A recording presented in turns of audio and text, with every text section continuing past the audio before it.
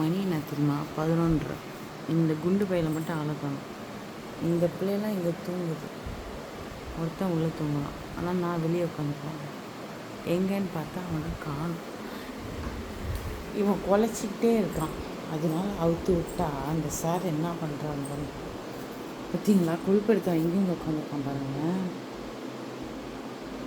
தம்பி, உனக்காக தான் நான் வெளியே உட்காந்துருக்கேன். இந்த ரூம் என்னடா உனக்கு அப்படி பிடிச்சிருக்கு? தனிமையை விரும்புகிறடா நீ? நான் தனிமையாகவே இருக்கிறியா? ஆ, நீ தூங்கிட்டே ரைட்டு, நான் ஏன் உட்காந்துருக்கணும்னு சொல்ல. எப்படி முழிக்கிறான் பாருங்களேன்.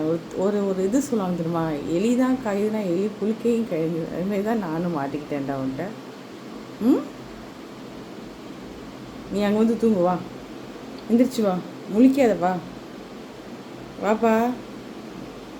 நான் போய் தூங்க வேணாமாப்பா? நீ சத்தம் போட தானே வெளியே வந்து உட்காந்த.